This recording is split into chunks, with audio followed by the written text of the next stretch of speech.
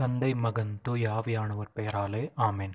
அன்புக்குரிய சகோதர சகோதரிகளே, இன்று நற்செய்தியில் நாம் ஆண்டவர் இயேசுவின் பற்றி நாம் கேட்டோம்.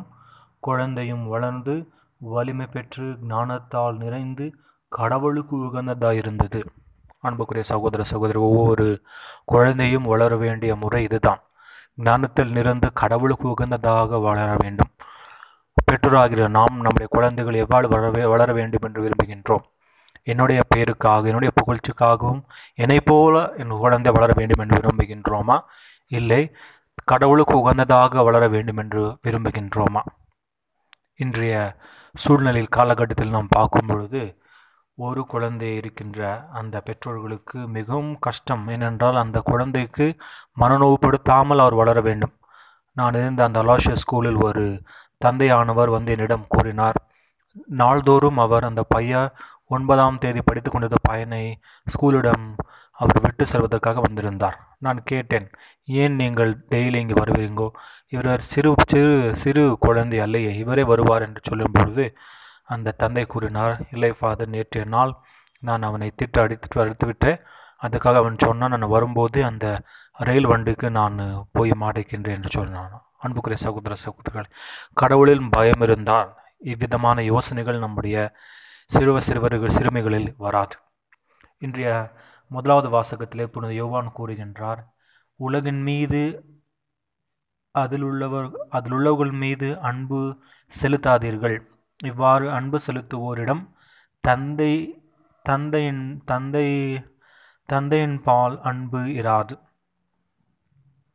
ஏனெனில் உலகு சார்ந்தவையான உடல் ஆசை, இச்சை நிறைந்த பார்வை, செல்வ சேர்க்கு ஆகியவை தந்தையிடமிருந்து வருவன அல்ல.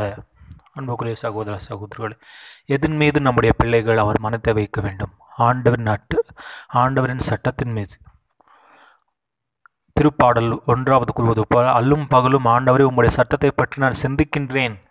இவ்விதமான மனப்பான்மை நம்முடைய குழந்தைகளில் வளர்ந்தோம் என்றால் ஆண்டவர் அச்சத்து மீது ஆண்டவரின் ஆசிரியில் அவர் வளர்கின்றார். ஆகவே நாம் நாள்தோறும் நம்முடைய வீட்டில் குடும்ப ஜெபமாலை சொல்லுவோம்.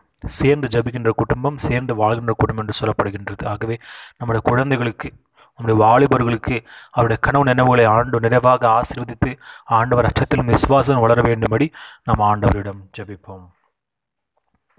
உம்மை அல்லாமல் எனக்கு யாருண்டு? உம்மை அல்லாமல் எனக்கு யாருண்டு? உம்மை அல்லாமல் எனக்கு யாருண்டு? உம்மை அல்லாமல் எனக்கு யாருண்டு? என்னை செய்யாம் அல்லேலூயா, என்னை செய்யா அல்லேலூயா. இன்பத்திலும் நீரே, துன்பத்திலும் நீரே, இன்பத்திலும் நீரே,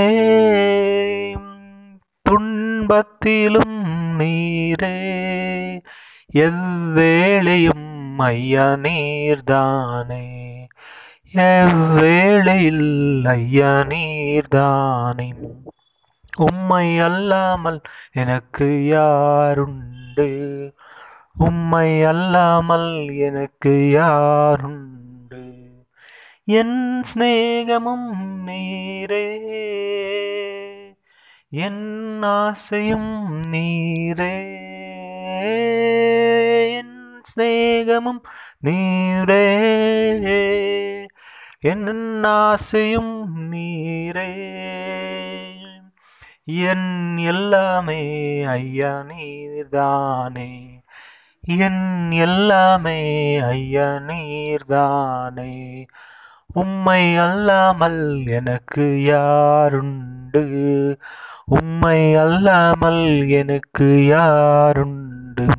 அன்பு நிறைவா, உம்முடைய கிருபை இல்லைவென்றால், உம்முடைய ஆஸ்தி நம் மீது இல்லைவென்றால் நம்முடைய வாழ்க்கை வீணாக இருக்கின்றது. ஏதோ ஆண்டவரே நம்மை மீட்க உம்மையை வெறுமையாக்கி நமக்காக தீவன தொட்டியில் அந்த குழந்தை போல நீங்கள் பிறந்தீரே. ஏதோ உம்முடைய பிறப்பை பார்த்து நம் உள்ளத்தில் இருக்கின்ற அனைத்து பாவ சூழ்நிலைகளையும் விட்டு நாமும் நம்முடைய குழந்தை நம்முடைய பிள்ளைகளையும் நாள்தோறும் உம்முடைய அச்சத்திலும் உம்முடைய ஆசிலும் விளங்க செய்தருளும். உம்முடைய திருப்பெயரால் மன்றாகின்றோம் நல்ல பிதாவே, ஆமென். எல்லாம் வல்ல இறைவன் தந்தை, மகன், தூய் ஆவியானவர் நம்முடைய குடும்பத்தையும் நம்முடைய பிள்ளைகளையும் ஆசீர்வதிப்பாராக. ஆமென்.